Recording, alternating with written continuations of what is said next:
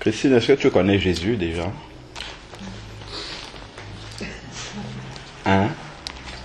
Non, pas encore. Tu ne connais pas encore Jésus. D'accord. Ok. Bon. On va essayer de te présenter Jésus. Parce que Jésus est la personne la plus importante que nous devons connaître. Nous pouvons ne pas connaître nos parents. Nous pouvons ne pas connaître notre famille. Mais Jésus est la seule personne que nous sommes obligés de connaître. Parce que par la grâce de Dieu, nous pouvons connaître notre famille, nous pouvons connaître nos parents, ainsi de suite. Mais l'action de nos parents dans notre vie, l'influence de nos parents dans notre vie est limitée à cette terre-ci. C'est-à-dire que mon père, ma mère pourra m'aider, bon, quand je suis tout petit, à grandir, à m'envoyer à l'école, et ainsi de suite. Déjà, quand je vais grandir et commencer à voler de mes propres ailes, ils pourront moins m'aider parce que bon, je grandis, je fais face à un environnement, je suis obligé d'avoir certains réflexes, et ainsi de suite. Donc mes parents pourront déjà moins intervenir dans mes choix personnels, ainsi de suite. Donc on voit déjà que l'action de mes parents, de ma famille est limitée déjà. C'est limité. Tant que je suis sous leur couvert, sous leur toit, ainsi de suite, ils peuvent me diriger. Mais à partir du moment déjà que je pars de chez eux, tu verras, ça sera encore plus vrai maintenant que tu n'es plus au milieu de ta famille et que tu es parti. Tu verras que tu seras confronté à beaucoup de situations où tu es obligé de prendre des décisions. Ou même appeler une amie, un ami pour demander un conseil. Souvent, tu n'auras pas ce temps-là. Il faudra que tu prennes tes décisions toi-même. Donc, et ça te montre déjà par la pratique que l'action de ta famille dans ta vie est limitée à un espace déjà. C'est l'espace où quand tu es en contact avec eux, voilà, la famille peut avoir de l'influence. Mais une fois que tu sors de cet espace-là, que tu n'es plus au milieu des tiens, déjà leur influence sur toi devient très limitée. Donc ça, c'est déjà un premier constat et enseignement qui doit t'amener à comprendre que tu ne peux pas compter toujours sur ta famille. Aujourd'hui, que tu es maintenant que tu es dans ce pays, en Europe, enfin dans ce continent, on va dire ça comme ça, en fonction justement des circonstances que tu vas traverser, tu verras que tu seras obligé de te battre toi-même pour avoir des solutions à tes problèmes. Et si tu appelles même des personnes qui sont tes amis, comme ça, eux ne pourront pas toujours t'aider parce que eux aussi ils ont leurs problèmes qui sont sûrement des montagnes encore, tu vois. Donc, ce qui fait que tu vas souvent te retrouver toute seule devant tes problèmes. Ça déjà, c'est un grand enseignement de la vie, qui nous montre que nous ne pouvons pas toujours compter sur les gens. Peu importe, même si c'est de notre famille, je dis même sur les gens, de façon générale.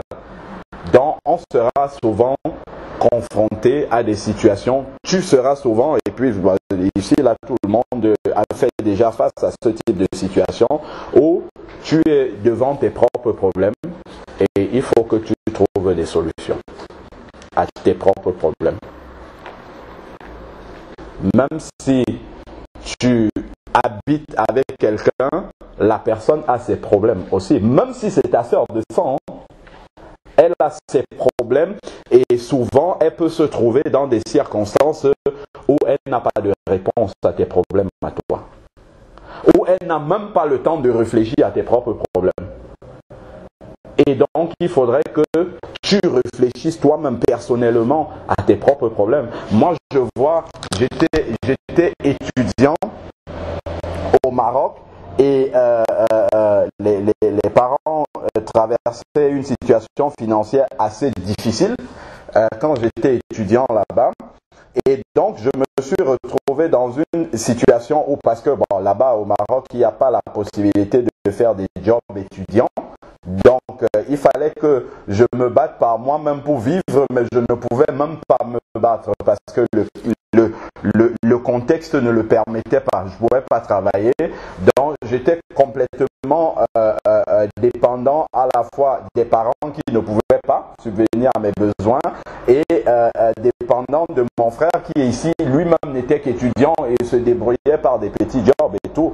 Et donc pour arriver ici, j'ai dû m'inscrire moi-même du Maroc, m'inscrire moi-même. Et puis mon frère m'a juste aidé en fait en m'envoyant quelques petits sous qu'il avait gagnés lui aussi de ses travaux d'intérim, tout ça, de job étudiant, parce qu'il était étudiant aussi lui-même, et qui m'a permis d'arriver. Mais une fois arrivé dans ce pays, il a dit, mon frère, voici comment ça se passe, tu vas chercher tu vas te présenter là où on peut trouver un travail, tu te débrouilles toi-même. Et je me rappelle que lorsque la rentrée, ma première rentrée en France, c'était en septembre comme tout le monde, mais je suis arrivé à l'école presque en novembre. Parce qu'il fallait que je travaille, et en plus j'allais dans une ville où j'étais tout seul, je ne connaissais personne et je n'avais pas un radis dans ma poche. Mais mon frère était là, mais mon frère ne pouvait pas subvenir à mes besoins. Il était là, il comprenait ma situation, mais il ne pouvait pas subvenir à mes besoins. Donc j'étais obligé de me débrouiller et de me battre par moi-même pour pouvoir trouver des solutions à mes propres problèmes. Yannick qui est là, qui est mon frère, il est arrivé, il a vu comment ça se passe. Donc on comprend tout à fait que les personnes qui sont autour de nous peuvent nous apporter un certain, une certaine assistance, que ça soit psychologique, tout ça, mais tout ça, on sera toujours en face de nos propres problèmes auxquels il faudra qu'on apporte des réponses. Et là, on comprend que on a besoin de quelqu'un dans notre vie. On a besoin d'un autre qui, lui, n'ait pas de problème. Parce que sur la terre, tout le monde a des problèmes. Et comme tout le monde a des problèmes, en fait, chacun s'occupe d'abord de ses propres problèmes. Et il essaye de les résoudre. Déjà, lui-même, il faut qu'il s'en sorte. Donc, pour que quelqu'un puisse être là et nous accompagne dans nos problèmes à nous, il faut que lui n'en ait pas. Et je pense que sur la terre, tout le monde, il n'y a personne qui n'a pas de problème sur la terre. Donc, la seule personne que moi je connaisse qui puisse nous accompagner, c'est Jésus, parce que lui n'a aucun problème. Il n'a que des solutions. Et Jésus, voilà pourquoi il dit, venez à moi, vous tous qui êtes chargés et fatigués, et je vous donnerai du repos. Comme pour dire, venez à moi, vous tous qui traversez des problèmes. Venez avec vos problèmes, venez avec vos fardeaux et déposez-les à mes pieds. Et je vous donnerai du repos. C'est quoi ce repos-là? C'est que je vais enlever cette inquiétude-là du lendemain. Je ne sais pas ce que je vais manger demain. Je ne sais pas comment je vais me vêtir. Je ne sais pas si je vais trouver un travail. Je ne sais pas si je vais trouver un logement. Jésus dit de venir avec tout ça et de poser devant lui. Et c'est lui qui devient le maître des circonstances. C'est lui qui devient le maître de notre vie. C'est lui qui devient celui sur qui nous allons nous appuyer. Parce qu'il dit qu'il est le rocher inébranlable. Je peux compter sur mon frère. Mais un jour, mon frère peut être faillible. Parce que il peut me faire des promesses qu'il n'arrive pas à tenir. Parce que lui aussi, il a ses difficultés. Mais Jésus est celui-là qui ne peut pas faillir. Quand il fait une promesse, il faut que nous soyons attachés à cette promesse-là qu'il nous a donnée et il l'accomplira en son temps. C'est ça, en son temps toujours. Parce que quand nous faisons une prière, des fois nous pensons que Dieu doit exaucer cette prière-là le lendemain matin. Ça ne se passe pas toujours comme ça. Mais Jésus veut souvent éprouver notre foi pour voir si vraiment nous croyons dans ses promesses. Si vraiment nous sommes attachés à lui-même et non à ce qu'il peut nous donner. Ça, c'est la première chose déjà que l'on peut comprendre quand on arrive dans cette vie en Occident. C'est de savoir qu'on est seul devant son destin. Ça, c'est sûr déjà. On est seul. Donc, si tu es seul, tu auras nécessairement besoin de cet appui solide-là. De cette personne-là qui va t'aider à avancer et qui va te montrer le chemin, justement, pour ne pas te fourvoyer. Parce qu'en Europe, il y a énormément de voies parallèles qui peuvent t'aider et te conduire à te perdre.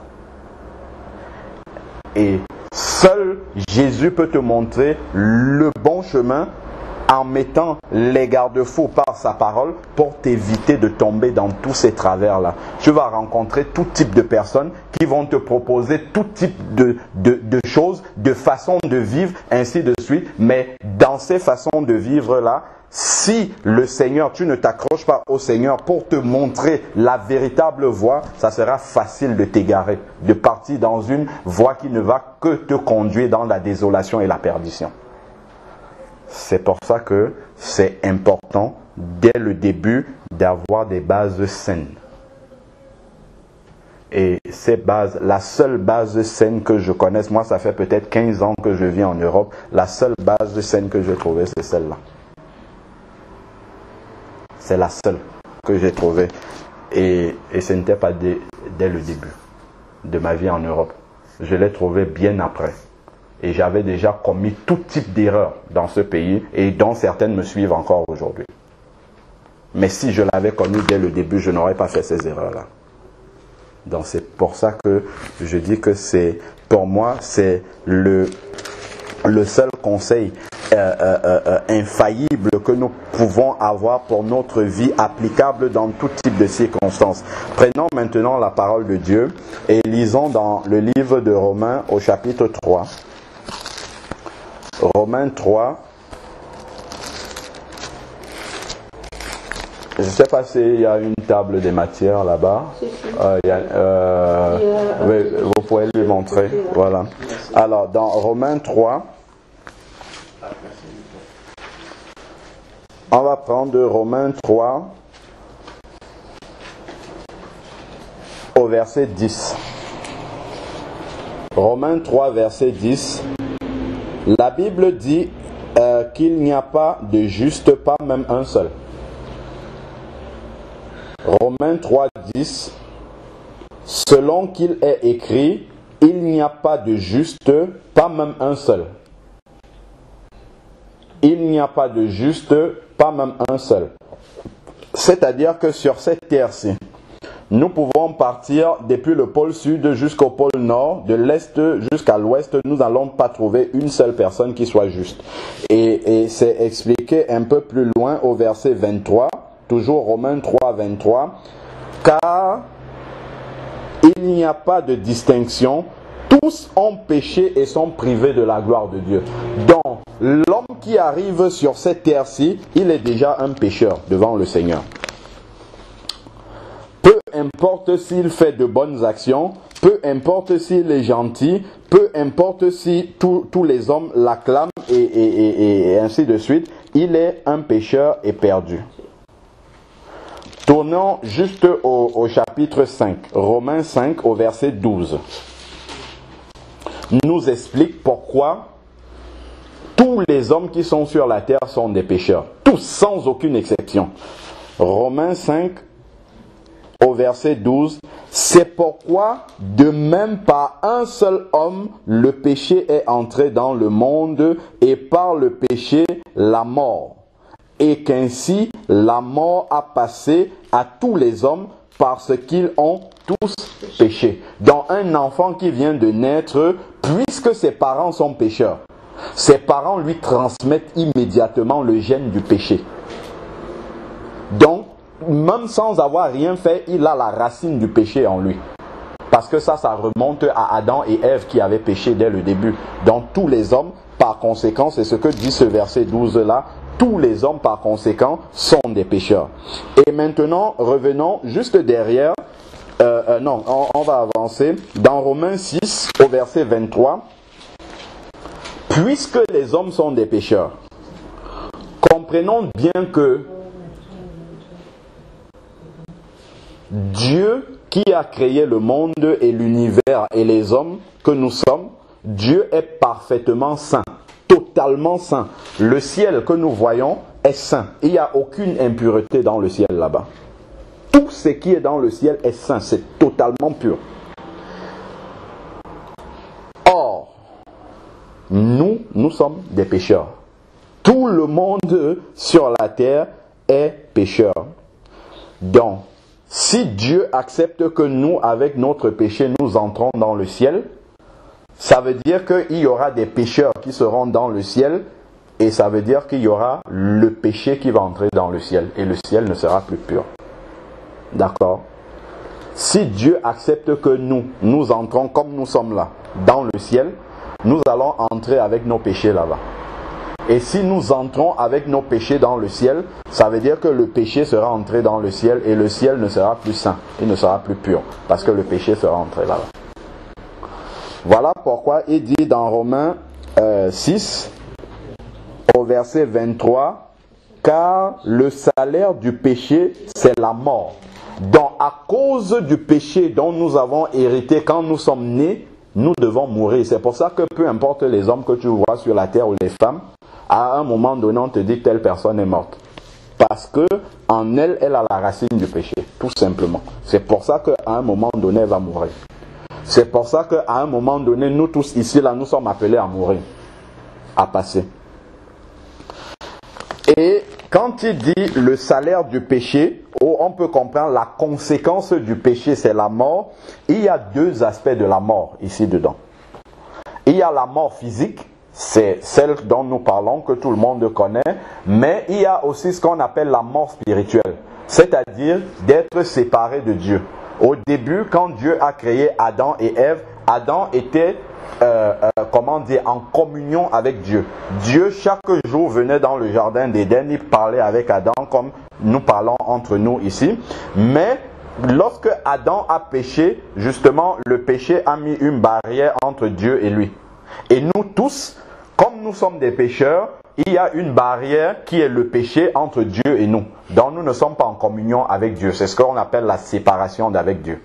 Et si on reste dans cet état de séparation d'avec Dieu, ça veut dire que le jour où nous allons mourir physiquement, nous allons aller dans un endroit où Dieu n'est pas. Le seul endroit où Dieu n'est pas, la présence de Dieu n'est pas, c'est l'enfer. Quand il dit « car le salaire du péché, c'est la mort », ça veut dire que à cause de notre péché, comme nous ne pouvons pas aller au paradis, nous allons aller en enfer. Donc tous les hommes que tu vois sur la terre, si ils ont encore leur péché sur eux, ça veut dire qu'ils sont condamnés à aller en enfer. S'ils meurent là, à l'instant là, ils vont en enfer. Or, l'enfer, c'est pas un endroit où on entre pour un séjour temporaire. C'est un endroit où on entre pour un séjour définitif. De la même façon que le ciel. Si on va là-bas, on ne va pas pour un instant. On y va pour l'éternité. Tournons maintenant. Partons dans Hébreux 9 au verset 27. Hébreux 9, verset 27.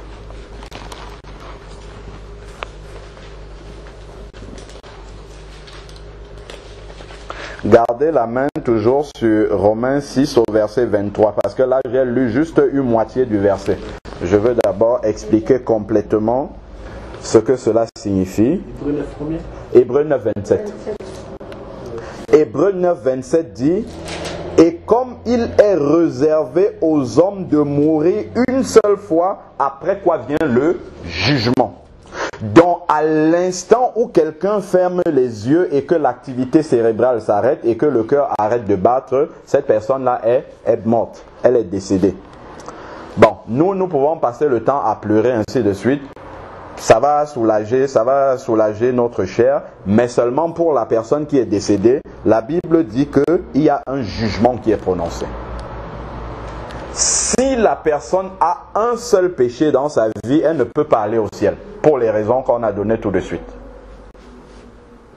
Donc, à l'instant où tu vois la voiture bousculer quelqu'un et la personne meurt, à l'instant même, la sentence pour cette personne-là est prononcée par Dieu. Ou elle va au ciel, ou elle descend en enfer. Et pour l'éternité, c'est fini. On peut faire des nuits de prière, de neuvaines, de tout ce qu'on veut. Ça ne va pas changer la décision de Dieu par rapport à cette personne-là. Donc, ce n'est pas la peine de prier pour un mort à cause de ce verset-ci. Ça ne sert à rien du tout. Donc c'est quand les gens sont vivants qu'il faut leur expliquer ce que nous sommes en train de dire là. Parce que la décision pour suivre Dieu se prend quand on est vivant, c'est pas quand on est mort. Et cette décision-là n'aura pas d'implication seulement quand nous sommes vivants, mais elle prendra justement toute sa proportion, toute son importance au moment de la mort. Le jugement ici. Donc, soit on va au ciel, si on connaît déjà Dieu, si on est en relation avec Dieu, soit on va aller en enfer selon Romains 6, 23 là, quand il dit le salaire du péché c'est la mort. Donc on va devoir payer pour notre péché. Donc lorsque quelqu'un va quitter cette terre, il est réservé aux hommes de mourir une fois. Il faut qu'il soit préparé à la manière dont il va quitter la terre. Je ne parle pas des circonstances, hein, mais je dis quand je parle de la manière, il faut qu'il soit en communion avec Dieu en partant de cette terre. Sinon après c'est fini. C'est-à-dire qu'il faut que son péché ne soit plus sur lui. Parce qu'à cause de son péché, il est condamné à aller en enfer, selon Romains 6, 23, car le salaire du péché, c'est la mort. Gardons une main, toujours sur Romains 6, 23. Je n'ai pas encore lu la deuxième partie du verset. Partons dans Acte 17 au verset 30. Acte 17, verset 30. Ce que nous faisons est la chose la plus importante que nous ayons à faire maintenant. Amen. Parce que nous ne pouvons pas commencer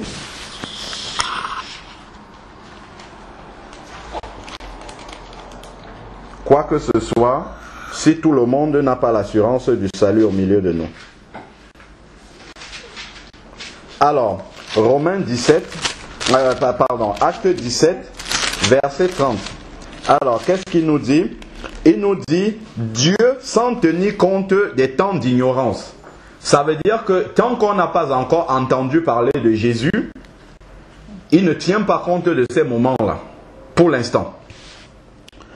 Annonce maintenant à tous les hommes, en tout lieu, qu'ils aient à se repentir. Donc, à partir du moment où nous venons sur la terre, nous héritons du péché, Dieu va tout faire pour nous enlever ce péché-là. Il va tout faire pour que nous entendons parler de lui. Et il va le faire dans la vie de tous les êtres humains, sans aucune exception. Tous les gens que tu vois mourir à un moment donné, quand Dieu permet que quelqu'un meure, sauf les enfants, c'est parce que cette personne-là, si elle meurt à l'âge adulte, nécessairement Dieu s'est déjà arrangé pour que cette personne entende parler de lui. Même si ce n'est pas verbalement, même par la nature. Dieu s'arrange à ce que ses créatures le recherchent, toujours, pour le connaître véritablement. Donc, Dieu va s'organiser, comme c'est écrit ici, à ce que les personnes le connaissent en tout lieu. Parce que si quelqu'un meurt sans connaître Dieu, il doit aller en enfer. Or, Dieu ne veut pas que les hommes aillent en enfer. Parce que l'enfer a été préparé pour le diable et ses anges, et non pour les créatures de Dieu. C'est pour ça que tout à l'heure dans la prière, je disais au Seigneur que tu ne fais rien par hasard. Le jour-ci est un jour qui était déjà prévu depuis la fondation du monde. Parce que quand Dieu a créé le monde, il savait déjà que Christine, c'est Christine, c'est ça, hein, viendrait dans ce monde-ci et qu'il faudrait qu'elle ait le salut. Que si elle doit quitter cette terre-ci, il faut qu'elle vienne au paradis et non qu'elle n'aille en enfer. Donc Dieu avait déjà prévu ce jour-ci. L'escale que tu as eue en France, Dieu avait prévu cela pour que tu entendes parler de lui. Tout simplement. Et à partir du moment où tu entends parler de Dieu, maintenant, tu n'as plus d'excuses devant Dieu. C'est pour ça que tu n'es plus dans l'ignorance. Il dit, Dieu sans tenir compte des temps d'ignorance. Yannick, ça fait longtemps qu'il doit passer nos voies, il n'est pas passé, mais il est seulement passé quand tu étais là. Et pour moi, ça, ce n'est jamais par hasard. Dieu ne fait pas ça par hasard. C'est parce qu'il sait que tu as besoin du salut. tu as besoin d'être sauvé. Lui, il connaît mieux que toi tes lendemains. Parce que peut-être toi, tu te dis, je vais vivre jusqu'à ce que quand j'aurai 90 ans, alors là, je vais me tourner vers Dieu. Mais Dieu sait peut-être que je ne le souhaite pas. Hein. Je le dis juste par hasard. Dieu sait dans quel ordre ici, là, nous allons devoir partir. Parce que Dieu va nous appeler dans un ordre que personne n'imagine. Ça peut être moi le premier à partir. Ça peut être la sœur. Ça peut être n'importe qui au milieu de nous. Et Dieu seul sait à quel moment ça va arriver. Voilà pourquoi il s'arrange toujours pour que lorsque ça va arriver, qu'on ait déjà fait la paix avec lui. C'est ça. Et donc, une fois que Dieu nous a annoncé déjà que nous avons à nous repentir, c'est parce que, verset 31, parce qu'il a fixé un jour où il va juger le monde selon sa justice. Selon la justice par un homme désigné, et il a donné à tous une preuve digne de foi en le ressuscitant d'entre les morts. Donc, Dieu va juger tous les hommes. Comme on a lu dans Hébreux 9, 27 tout à l'heure. Donc, ce moment-là va arriver pour chacun d'entre nous. Donc, la question maintenant, c'est d'être prêt pour ce moment. C'est pas d'éviter ce moment, on ne peut pas l'éviter. Nous sommes tous appelés à mourir. Donc, ce moment-là va nécessairement arriver pour chacun d'entre nous. Mais maintenant, il faut être prêt. Quand Dieu va dire, bon, aujourd'hui, Alain Patrick, je te rappelle à moi, il faut que je sois prêt. Que je dise, ok Seigneur, je suis prêt à venir. De toute manière, il ne me demande même pas mon avis. Il va le faire. Et quand il le fait, c'est parce qu'avant, il a déjà pris le temps de m'avertir qu'il faudrait que je me répande. Et maintenant, nous lisons dans le verset 31, il appelle tous les hommes à se repentir. Parce qu'on a dit tout à l'heure que tous les hommes sont pécheurs. Et comme ils sont pécheurs, ils sont privés de la gloire de Dieu. C'est-à-dire qu'ils sont privés d'aller au paradis. En fait, c'est ce que ça veut dire concrètement. Ils sont privés d'aller au paradis. Mais Dieu a prévu maintenant, on peut lire maintenant la suite du verset 23 là, de Romains 6. Mais le don gratuit de Dieu, c'est la vie éternelle. C'est-à-dire l'assurance d'aller au paradis. Et comment ça se passe? C'est en Jésus-Christ notre Sauveur.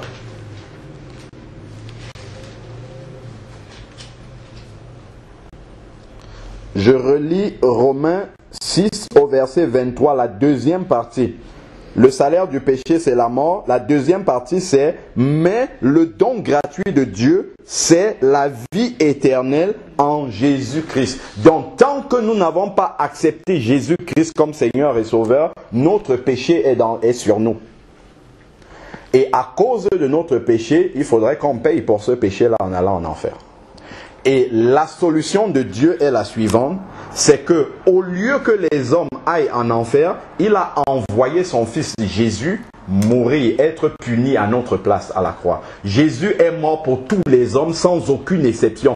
Qu'ils soient musulmans, qu'ils soient juifs, qu'ils soient bouddhistes, qu'ils soient de n'importe quelle religion qu'on a citée ici tout à l'heure, Jésus est mort pour chacun des hommes qui sont sur cette terre-ci.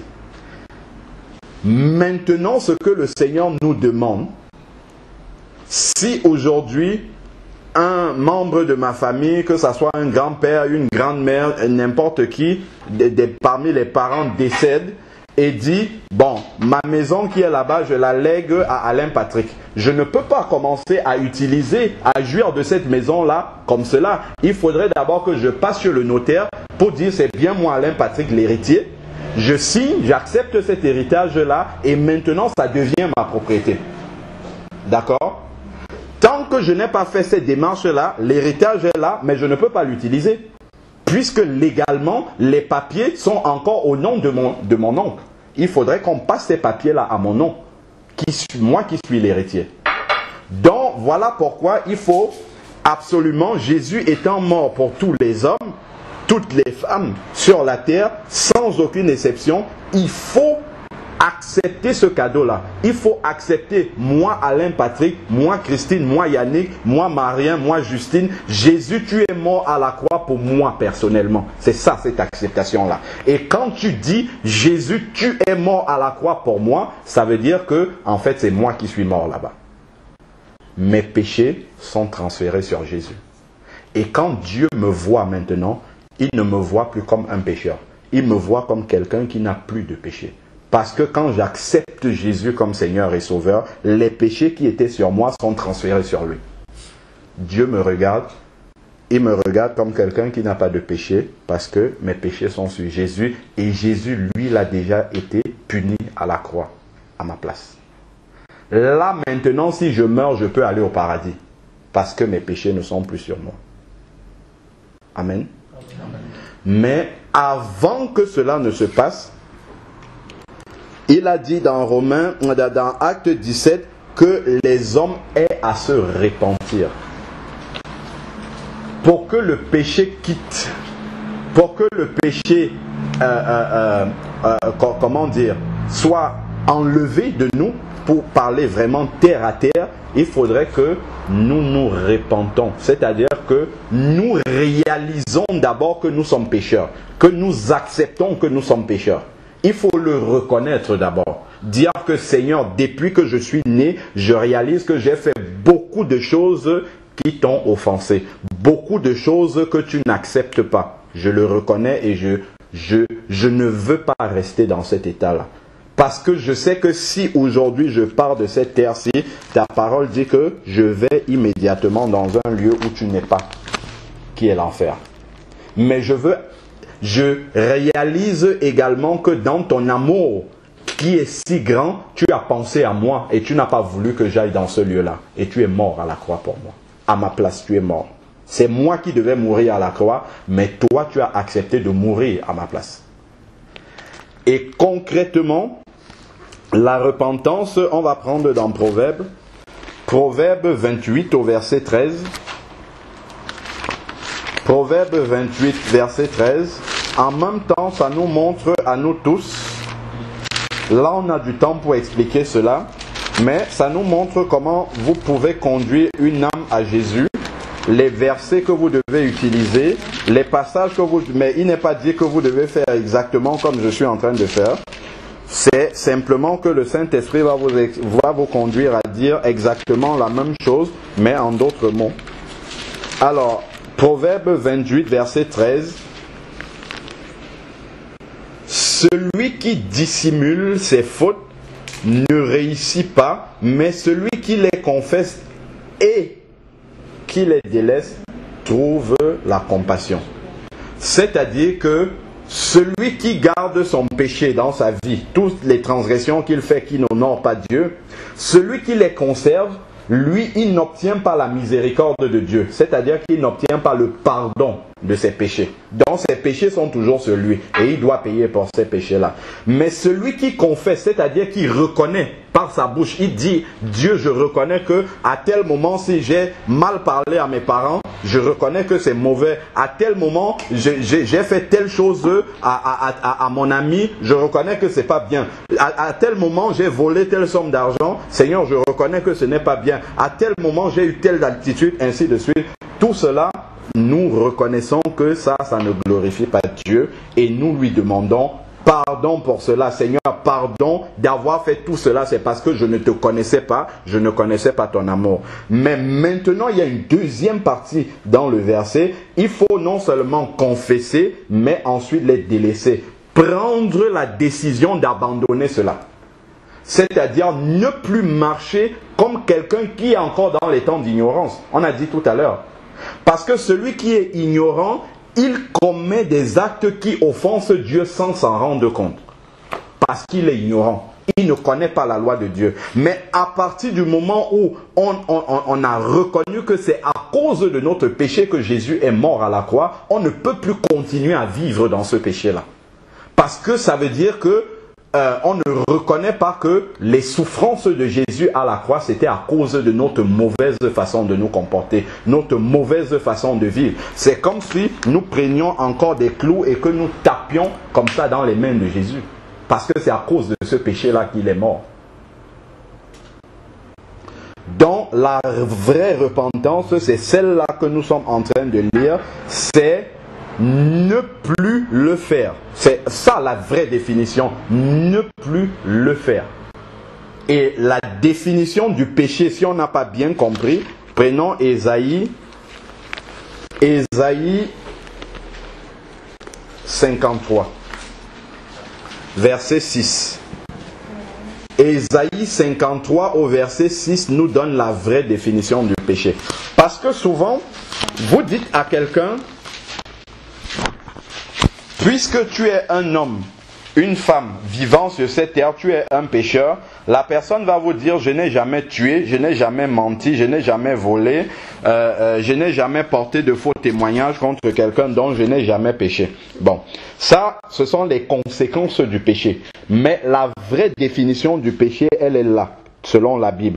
Ésaïe 53, verset 6. Nous étions tous errants comme des brebis. Errants comme des brebis. Chacun suivait sa propre voie. Point. C'est ça la définition du péché. Suivre sa propre voie et non suivre la voie de Dieu. Toutes les personnes qui font ce qu'elles ont envie de faire et non ce que Dieu veut qu'elles fassent sont dans le péché. Point à la ligne. Je recommence la définition du péché.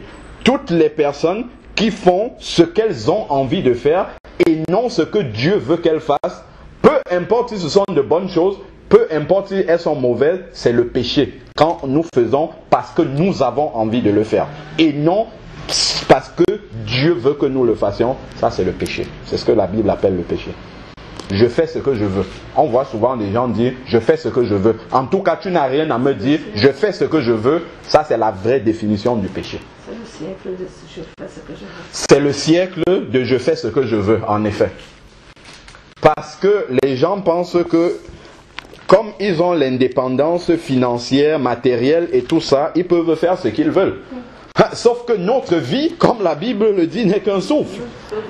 C'est un petit fil comme ça. Si Dieu sectionne le fil maintenant, vas-y. Avec ton argent, achète la respiration et vis. C'est terminé, c'est fini. Et la réalité de ce qu'on est en train de dire s'applique dans ta vie. Donc, le plus important, alors pour accepter Jésus, comme on a dit, c'est de se repentir. Se repentir de ses péchés, c'est demander pardon à Dieu pour les péchés que nous avons commis et prendre la décision de les abandonner, de ne plus vivre de cette façon-là. Et qu'est-ce qui va se passer? Dieu va envoyer son esprit, le Saint-Esprit, vivre dans notre cœur. Pour que maintenant ce Saint-Esprit-là nous amène à ne plus faire ce que nous voulons faire, mais à faire ce que Dieu veut que nous fassions. Donc c'est l'Esprit de Dieu qui va vivre dans notre cœur, qui va nous montrer maintenant ce que Dieu veut que nous fassions. Mais avant que le Saint-Esprit ne vienne habiter dans notre cœur, comme je viens bien de le dire, il s'appelle le Saint-Esprit, dont il est saint.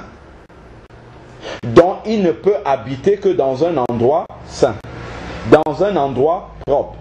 Donc voilà pourquoi nous devons passer par la repentance. Nous devons demander pardon pour nos péchés. Et quand nous demandons pardon à Dieu pour nos péchés et que nous prenons la décision d'abandonner ces péchés-là, Dieu lave notre cœur. Il lave notre cœur. Il fait la propreté dans notre cœur. Je prends souvent cet exemple-ci qui est assez terre à terre. Si aujourd'hui on nous dit que Barack Obama, qui est probablement l'homme le plus important et le plus influent de la terre, si on nous dit qu'il va venir habiter dans cette maison-ci pendant même une seule journée, il y a beaucoup de travaux d'aménagement que nous allons faire. Parce qu'on va recevoir quelqu'un d'important. On va peut-être faire la peinture, on va vérifier est-ce que tout est propre, ainsi de suite. On va peut-être changer le menu de la nourriture qu'on mange habituellement. Et si on va la changer, on va essayer de demander mais qu'est-ce qu'il aime manger Barack Obama, ainsi de suite, pour le mettre à l'aise. Alors que ce n'est qu'un homme qui va mourir aussi, comme nous tous.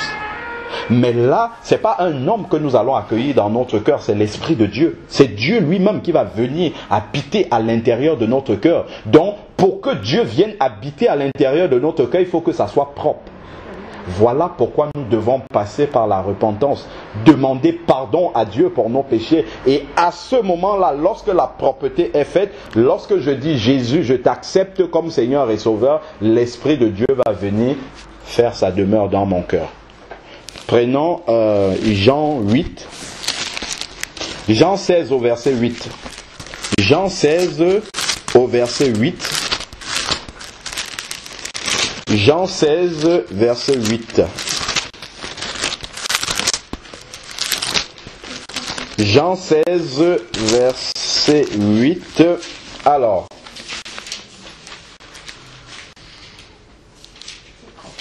je commence au verset 7 pour qu'on comprenne de quoi il est question. Jean 16, verset 7. Cependant, je vous dis la vérité, il est avantageux, c'est Jésus qui parle, pour vous que je parte, car si je ne pars pas, le Consolateur ne viendra pas. Il parle du Saint-Esprit.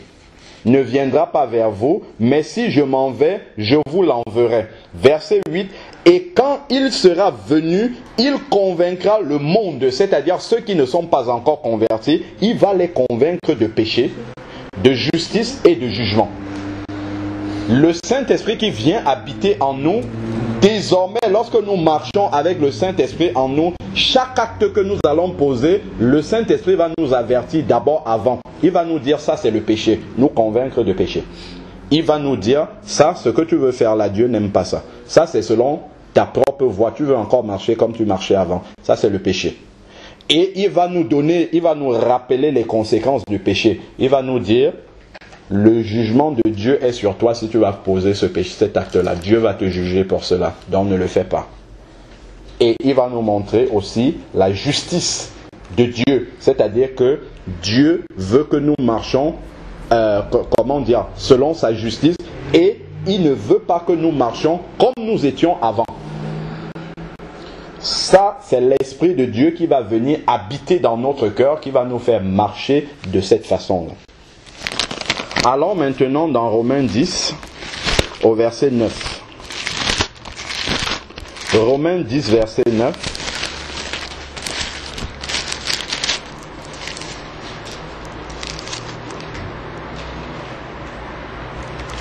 Romains 10, verset 9 dit, « Si tu confesses de ta bouche le Seigneur Jésus, et si tu crois dans ton cœur que Dieu l'a ressuscité d'entre les morts, tu seras sauvé. » Donc c'est quand ça sort de notre bouche, Jésus, je t'accepte, c'est ça confesser Jésus, je t'accepte comme Seigneur et Sauveur, après s'être repenti, ça amène le Saint-Esprit habiter dans notre cœur.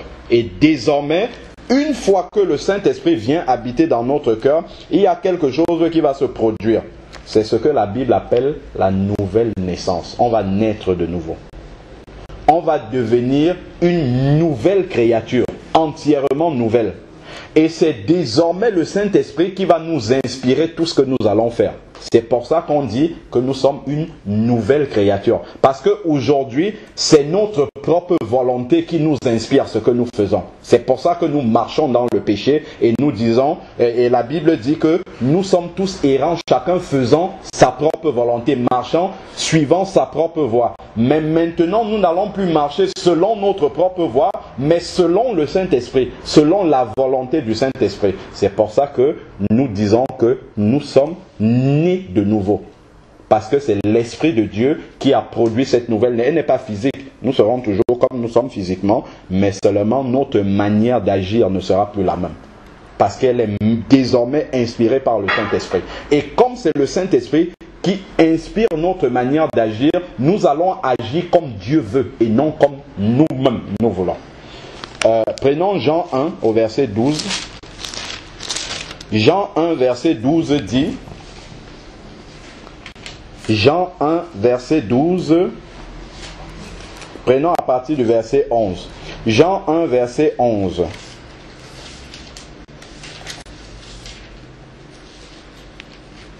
Parlant de la parole de Dieu, elle est venue chez les siens et les siens ne l'ont pas reçue. Verset 12 qui nous intéresse. Mais à tous ceux qui l'ont reçue, la parole de Dieu, elle a donné le pouvoir de devenir enfants de Dieu à ceux qui croient en son nom et qui sont nés non du sang, mais ni de la volonté de la chair, ni de la volonté de la chair, ni de la volonté de l'homme, mais de Dieu. Donc on ne naît pas enfant de Dieu, on le devient. On devient un enfant de Dieu. Et c'est pour ça que je disais tantôt que ceux qui sont nés dans des familles chrétiennes comme nous, en tout cas dans des familles qui vont aller à l'église entre guillemets comme on le dit, ont souvent du mal à comprendre cela. Parce qu'on pense que comme nos parents nous amenaient à l'église, entre guillemets, ça veut dire que nous sommes des chrétiens. Pas du tout. On doit le devenir en acceptant personnellement Jésus comme Seigneur et Sauveur. Et c'est quand on a accepté Jésus comme Seigneur et Sauveur que la Bible, c'est sa parole qui dit que nous sommes devenus un enfant de Dieu. C'est cette parole-là qui atteste. Et on dit non selon la volonté de l'homme, ni du sang. Donc c'est pas tes parents dans la chair, parce que la relation que tu as avec tes parents, c'est une relation charnelle. C'est pas ton père qui dit mon enfant c'est un chrétien. C'est pas ton père qui va te demander que maintenant que tu as 15 ans, il faut que tu entres dans les eaux du baptême. C'est pas lui qui va le faire. C'est toi, ça doit venir de toi. Donc c'est non selon la volonté des hommes, mais selon la volonté de Dieu. Comme Dieu dit, lorsque nous entendons sa voix, nous ne devons pas endurcir notre cœur. Nous devons accepter le plus rapidement possible Jésus comme Seigneur et Sauveur, afin d'être vraiment sauvés, puisqu'il est venu pour nous sauver. Amen. Et voilà, qu'est-ce qui va se passer une fois que nous avons accepté Jésus comme Seigneur et Sauveur, et une fois que nous nous sommes repentis totalement de nos péchés, il y a un verset qui va s'accomplir dans notre vie.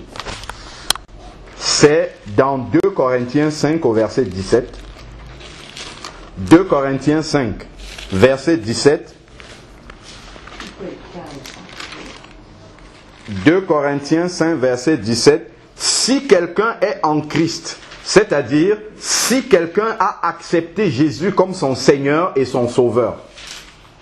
Comme son Seigneur, parce que désormais, il va soumettre sa volonté à celle de Jésus. Donc c'est désormais Jésus qui va guider ses pas. S'il accepte Jésus comme son Seigneur, c'est ce que ça veut dire. Je ne fais plus ce que je veux, mais je fais ce que Dieu veut. Ça, c'est accepter Jésus comme son Seigneur et ensuite comme son Sauveur, c'est-à-dire reconnaître que Jésus est mort à la croix pour nous. Amen. Et là, on devient une nouvelle créature. Comme dit 2 Corinthiens 5 au verset 17, si quelqu'un est en Christ, il est une nouvelle créature.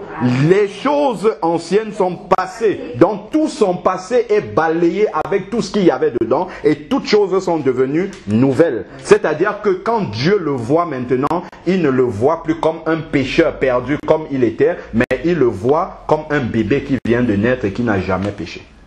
Et ça, c'est le miracle de la nouvelle naissance. C'est le miracle du salut. C'est le plus grand miracle qui existe. Qu'un pécheur pourri qui était destiné à l'enfer se retrouve un enfant de Dieu en marche pour le paradis. Ça, c'est extraordinaire. C'est la plus grande chose. Nous pouvons être pauvres. Nous pouvons avoir toutes les difficultés dans le monde. Mais la plus grande chose que nous puissions avoir sur cette terre, c'est d'être une nouvelle créature. Pour que quelqu'un ait réussi sa vie, il faut juste qu'il soit une nouvelle créature. À partir du moment où on est né de nouveau, on peut partir de la terre. On a réussi notre vie. Quand quelqu'un vient sur la terre, dès l'instant où il est né, un bébé, là, on dit il vient de naître à 15 heures. Dès cet instant-là, tout le planning de Dieu pour la vie de cette personne-là, ça sera qu'il devienne une nouvelle créature. Afin qu'il aille au ciel. Dieu va tout faire pour que la personne entende parler de lui, observe dans la nature pour savoir que c'est un créateur qui l'a fait. Dieu va tout faire pour que la personne naisse de nouveau et qu'elle accepte, afin d'aller au paradis. Et si on prend dans Jean 3 maintenant, pour conclure et voir ce que je disais tout à l'heure, que lorsque on est dans des familles chrétiennes, c'est très très bien, mais ça peut être aussi une barrière qui nous empêche de comprendre qu'il faut que nous naissions de nouveau. Bon, pour ceux qui connaissent le texte, c'est la conversation de Jésus avec Nicodème. Nicodème qui enseignait la parole de Dieu. Nicodème qui était né, comme on peut dire par analogie avec nous, né dans une famille qui pratiquait les choses de Dieu et il enseignait même ces choses-là aux gens. Et voici ce qui se passe. Ça, c'est à l'image de quelqu'un qui fait déjà ses prières, qui va avec ses parents dans des lieux de culte, qui fait toutes ces choses-là. Et voici ce que Jésus dit à Nicodème. Verset 5. Prenons même à partir du verset 3. Jean 3, 3. Jésus lui répondit, c'est Jésus qui répond à Nicodème, en vérité, je te le dis, si un homme ne naît de nouveau, il ne peut voir, il ne parle même pas d'entrer dans le royaume des cieux, il ne peut voir le royaume des cieux. Donc nous pouvons pratiquer une religion, nous pouvons lire la Bible tous les jours, nous pouvons prier Dieu comme nous voulons. Si nous ne sommes pas nés de nouveau, nous n'allons pas au paradis. Si nous ne nous sommes pas repentis concrètement de nos péchés et accepter Jésus comme Seigneur et Sauveur dans une démarche personnelle, ça c'est personnel, c'est chacun qui doit le faire individuellement. Tant que nous n'avons pas fait cela, nous ne pouvons même pas voir le royaume des cieux. Nous pouvons donner tous nos biens aux pauvres, nous pouvons être le plus gentil de la terre, nous pouvons faire tout un tas de bonnes actions. Tant que nous ne sommes pas, nous pouvons même enseigner la parole de Dieu aux gens. Tant que nous ne sommes pas nés de nouveau, nous ne pouvons pas voir le royaume des cieux. C'est ce que Jésus dit à Nicodème. Voilà Nicodème qui répond à Jésus, comment un homme peut-il naître quand il est vieux? Donc lui pensait qu'il faut retourner dans le ventre de sa mère pour naître de nouveau. Donc lui parle dans un langage humain, dans un langage charnel, parce qu'il ne comprend pas de quelle façon Jésus est en train de lui parler, parce que Jésus parlait d'une façon spirituelle. Peut-il une fois entrer dans le sein de sa mère et naître? Jésus lui répond, c'est comme une redondance de ce qu'il vient de dire. C'est-à-dire qu'il lui redit ça une nouvelle fois. En vérité, je te le dis, si un homme ne naît d'eau et d'esprit, c'est-à-dire si le Saint-Esprit ne vient pas habiter dans son cœur, il ne peut pas entrer dans le royaume des cieux. Maintenant, il lui dit, il ne peut pas y entrer. Avant, il lui disait, il ne peut même pas voir. Donc, on peut voir beaucoup de prêtres, beaucoup de religieux qui lisent la Bible, qui font beaucoup de choses, alors qu'ils ne voient même pas le royaume des cieux. Ils ne sont même pas en train d'aller là-bas, parce qu'ils ne sont jamais nés de nouveau. Et nous pouvons voir des gens qui vont dans des églises, dans des bâtiments, je vais dire ça comme ça, mais leur vie n'a jamais changé. Ils sont toujours les mêmes péchés qu'ils faisaient. S'ils étaient dans l'adultère, ils continuent. S'ils étaient dans la fornication, ils continuent à le faire. Parce que l'Esprit de Dieu ne vit pas en eux. S'ils aimaient aller en boîte de nuit, ils continuent à y aller. S'ils avaient des maîtresses dehors, ils continuent à les avoir. Pourquoi? Parce que l'Esprit de Dieu n'habite pas en eux. Et l'Esprit de Dieu ne peut pas nous permettre de continuer à faire ces choses-là, quand nous avons reçu Jésus dans notre cœur. Alors, il va dire, verset 6, « Ce qui est né de la chair est chair. » C'est-à-dire que si je suis né je nais de mes parents, ce n'est même pas si, mon père et ma mère m'ont mis au monde, mais eux ne vont pas décider si je suis un enfant de Dieu. Ce qui est né de l'esprit est esprit. Il faudrait que j'accepte Jésus comme Seigneur et Sauveur et que son esprit vienne vivre en moi. C'est ça qui va faire que je sois un enfant de Dieu. Et non mon père qui va me dire, bon, comme tu es entré dans les eaux du baptême, à partir d'aujourd'hui tu es un chrétien. Pas du tout, ça ne marche pas comme ça. Donc nous ne sommes même pas sur le chemin du paradis si nous marchons de cette façon-là. Donc voilà globalement ce que nous dit la parole de Dieu concernant le salut. Comment est-ce qu'on peut être sauvé? Comment est-ce qu'on doit devenir une personne sauvée?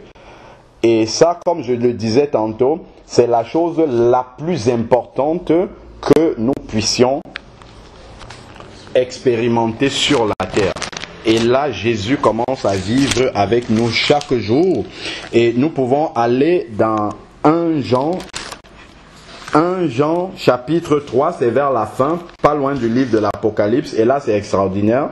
On voit vraiment la nouvelle vie. Comme 2 Corinthiens 5,17 nous a dit, si quelqu'un est en Christ, il est une nouvelle créature. Les choses anciennes sont passées et voilà, toutes choses sont devenues nouvelles. Voilà maintenant que c'est une nouvelle personne. Qu'est-ce qui se passe? Quiconque est né de Dieu, je lis 1 Jean 3 au verset 9. Quiconque est né de Dieu, c'est-à-dire est né de nouveau, c'est-à-dire que le Saint-Esprit de Dieu est venu habiter dans son cœur. Quiconque est né de Dieu ne commet pas le péché. C'est-à-dire qu'il ne va pas continuer à marcher dans le péché. Il ne va pas continuer à pratiquer le péché. Il ne va pas continuer à vivre comme il vivait avant. C'est fini ça. Pourquoi ? Parce que la semence de Dieu demeure en lui et il ne peut pécher. La semence de Dieu, c'est le Saint-Esprit. Comment ? Je vais recommencer. Quiconque est né de Dieu, c'est-à-dire quiconque a accepté Jésus comme Seigneur et Sauveur et est devenu une nouvelle création, ne peut pécher. C'est-à-dire qu'il ne peut pas continuer à pratiquer volontairement le péché. Si avant, je ne sais pas moi, il avait l'habitude d'avoir des copains et des copines, il ne va plus le faire. Parce que Dieu lui demande d'avoir une seule personne qui est sa femme directement. Seul Dieu reconnaît seulement cette chose-là. Si avant c'était un alcoolique, il ne va pas continuer à boire de façon exagérée au point où il n'arrive plus à se contenir parce qu'il détruit son corps. Et Dieu ne veut pas ça. Si avant, je ne sais pas moi, il était un fraudeur, il prenait les transports sans payer, il ne va plus faire cette chose-là. Parce que l'Esprit de Dieu habite en lui et lui dit ça, ce que tu fais là, Dieu n'aime pas ça. C'est pour ça qu'il dit, quiconque est né de Dieu ne commet pas le péché. En réalité, dans la vraie traduction, c'est ne pratique pas le péché. Donc, il ne continue pas à vivre dans le péché. Donc, il ne peut pécher car la semence de Dieu est en lui. Et il dit, c'est par là que se manifestent les enfants de Dieu et du diable. Amen. Donc, dans une assemblée, tu vois des gens qui sont là, ils vont te dire, ça fait 40 ans que je vais à l'église, comme ils disent. Mais quand tu vois sa vie, c'est sa vie qui dit si c'est un enfant de Dieu. C'est pas parce qu'il va à l'église. C'est ici, c'est ce qu'il dit. Il dit, car c'est par là que se manifestent les enfants de Dieu et les enfants du diable. Les enfants de Dieu vivent dans l'honnêteté. Ils vivent loin du péché et les enfants du diable vivent dans le péché. Donc c'est en fonction de la vie de quelqu'un et non de ce qu'il prononce de sa bouche. C'est en fonction de sa vie transformée qu'on va dire ça c'est vraiment un enfant de Dieu. Et celui-là c'est un enfant du diable. Parce qu'il est devant le péché, il commet le péché sans avoir de remords. Sans être dérangé. Ça veut dire que la semence de Dieu n'habite pas en lui. Ça ne veut pas dire qu'il ne va plus jamais pécher. Ça veut dire qu'il ne va pas commettre volontairement le péché. Il ne va pas s'organiser pour aller commettre le péché. Parce que avant qu'il ne paye, le Saint-Esprit va déjà lui dire ça, c'est pas bon. Dieu ne veut pas cela. Donc il ne va plus commettre volontairement des péchés. S'il lui arrive de pécher, c'est un accident dans sa vie. C'est pas quelque chose qu'il avait prémédité. Paf, il est arrivé quelque chose, il se retrouve qu'il est dans le péché. Et quand il est dans le péché, si gardez un doigt dessus, revenons à Jean 1 au verset 9. S'il lui arrive de pécher de façon accidentelle, 1 Jean 1, 9 dit, si nous confessons nos péchés, il est fidèle et juste pour nous les pardonner et nous purifier de toute injustice.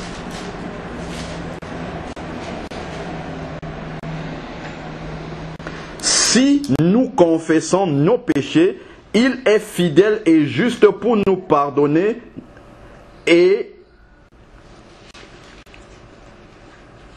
nous purifier de toute injustice. Donc, dès le moment où nous tombons dans le péché par accident, une fois que nous sommes enfants de Dieu, immédiatement le Saint-Esprit met le doigt dessus et nous devons directement nous confesser à Dieu. Et Dieu va nous pardonner et nous purifier. Mais est-ce que ça veut dire que comme Dieu va nous pardonner et nous purifier, nous devons commettre des péchés? Pas du tout. Si nous allons commettre volontairement des péchés, Dieu dans ce cas-là ne va pas nous pardonner. Prenons Hébreux 10. Parce que des fois, comme on connaît la grâce de Dieu, nous savons que Dieu est miséricordieux. nous pouvons avoir tendance à abuser de la grâce de Dieu. Prenons Hébreux 10 à partir de verset 26. Car si nous péchons volontairement, c'est quelqu'un qui sait que ce qu'il fait, Dieu n'aime pas cela, mais il continue à le faire volontairement en disant, je vais aller demander pardon à Dieu et Dieu va me pardonner s'il le fait volontairement. Car si nous péchons volontairement après avoir reçu la connaissance de la vérité, c'est-à-dire si nous sommes maintenant un enfant de Dieu, nous avons accepté Jésus comme Seigneur et Sauveur et que nous continuons à pratiquer le péché, à marcher dans le péché, il ne reste plus de sacrifice pour les péchés, mais une attente terrifiante du jugement et l'ardeur du feu prêt à dévorer les rebelles. Wow. C'est ça que Dieu dit. C'est fort. C'est fort.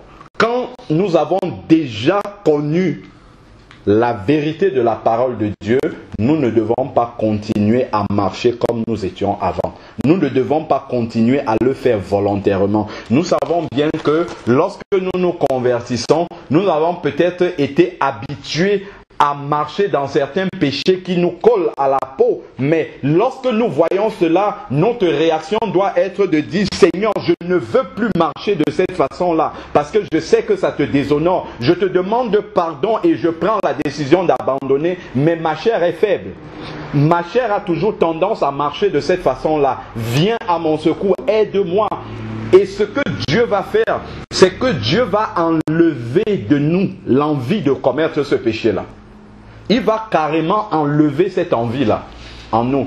Mais si nous disons, ah, je caresse mon péché, ah, Dieu va comprendre, ainsi de suite, oui. C'est là maintenant où ce passage-ci va s'appliquer pour nous. Si quelqu'un, note ta question s'il te plaît, je vais juste finir. Si quelqu'un a violé la loi de Moïse, il est mis à mort sans pitié sur la déposition de 2 ou 3 témoins.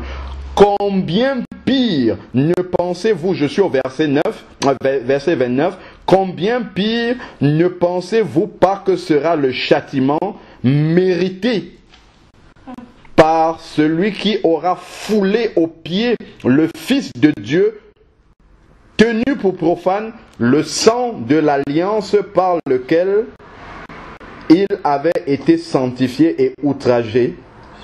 L'esprit... Je reprends. Combien pire ne pensez-vous pas sera le châtiment mérité par celui qui aura foulé aux pieds le Fils de Dieu? Ça veut dire quoi, fouler aux pieds? Ça veut dire j'ai accepté Jésus comme Seigneur et Sauveur à cause de mon péché, dont je reconnais qu'il est mort pour mon péché, mais je continue à vivre dans le péché.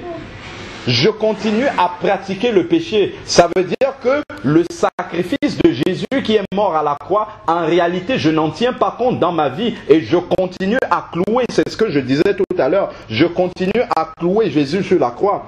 C'est ça, fouler aux pieds le Fils de Dieu.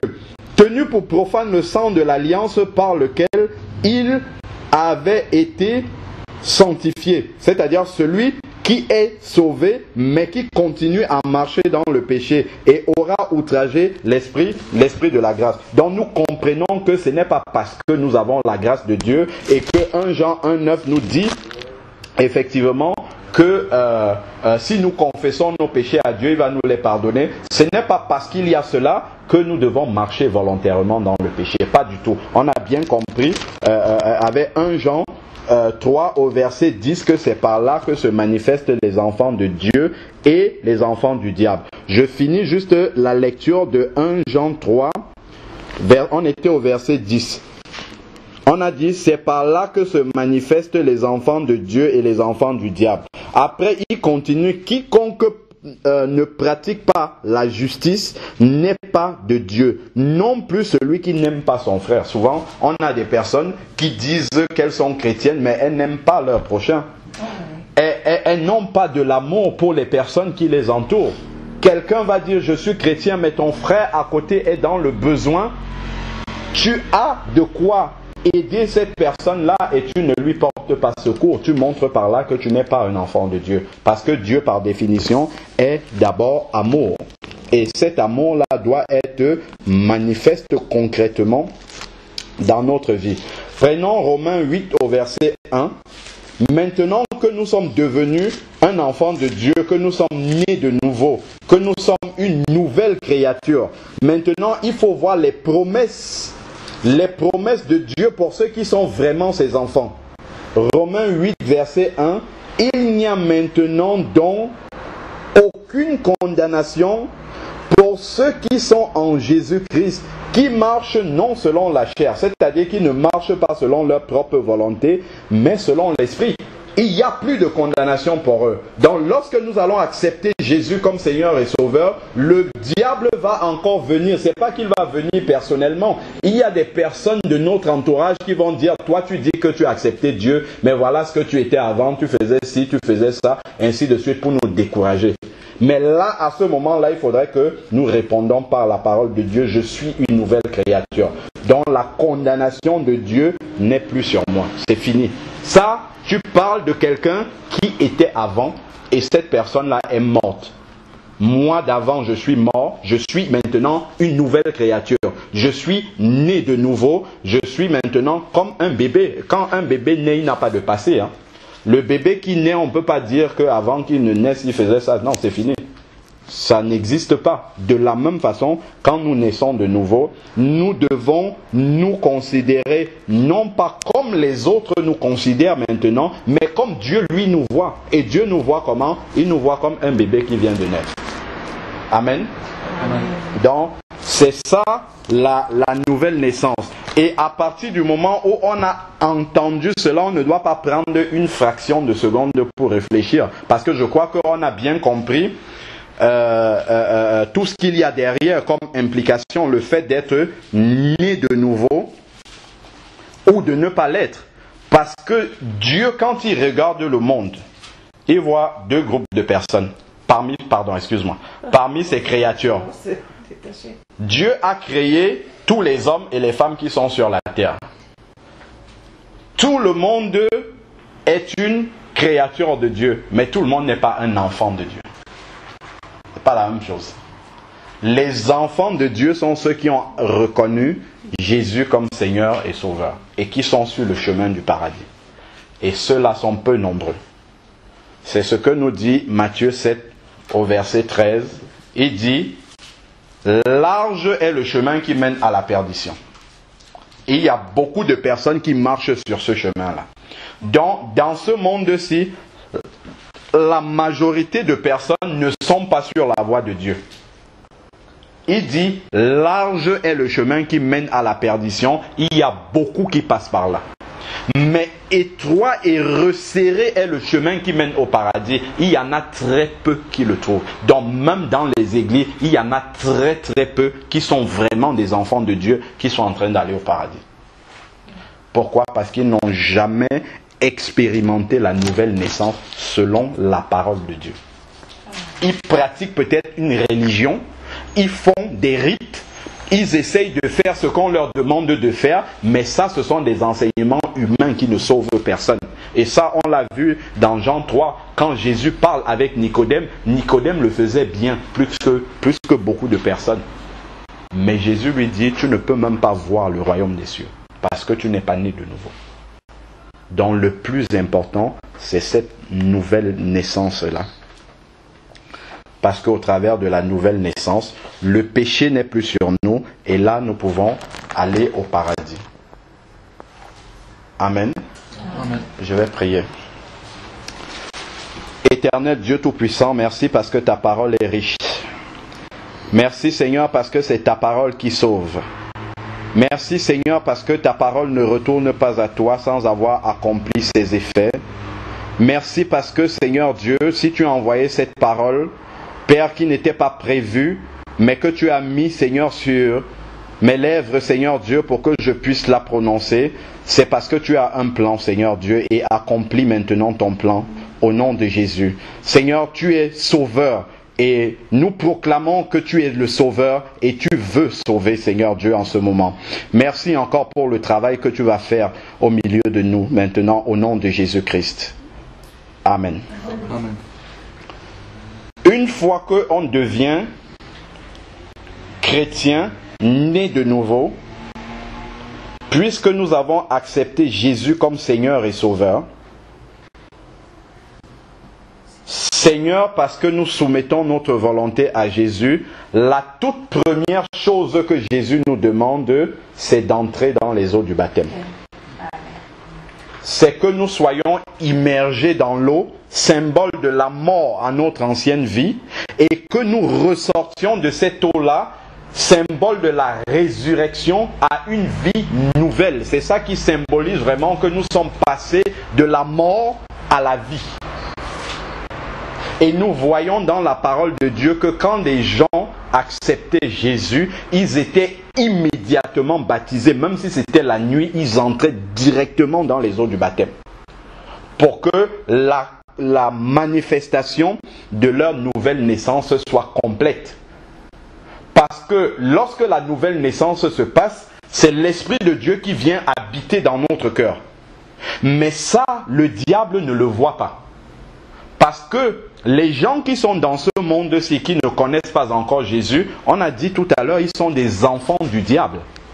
Ils sont conduits par le diable. Mais ceux qui sont... Parce que le monde est dominé par le diable, hein, c'est ce que la Bible dit.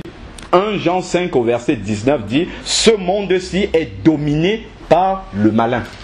Tous les gens qui sont dehors, qui ne connaissent pas Dieu, sont dominés et marchent selon les commandements du diable. Donc, le diable ne sonde pas les cœurs. Il ne voit pas à l'intérieur de ce qui se passe. Or, la nouvelle naissance se passe à l'intérieur de nous. Le Saint-Esprit vient habiter dans notre cœur. Mais maintenant, Jésus demande que nous entrions dans les eaux du baptême. Non seulement pour matérialiser physiquement la nouvelle naissance, c'est-à-dire la mort à l'ancienne vie et la résurrection à une vie nouvelle, mais c'est aussi pour montrer au diable qui n'a pas vu que la nouvelle naissance s'est passée, pour lui montrer que maintenant, nous n'appartenons plus à son royaume, nous sommes passés dans un royaume autre qui est le royaume de Dieu.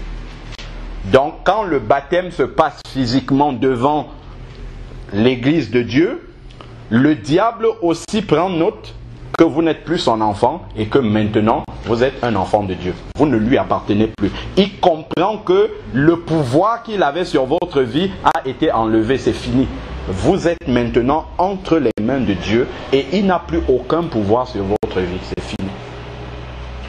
Mais tant qu'on n'a pas fait cela, nous sommes encore à la merci du diable parce que nous sommes son enfant.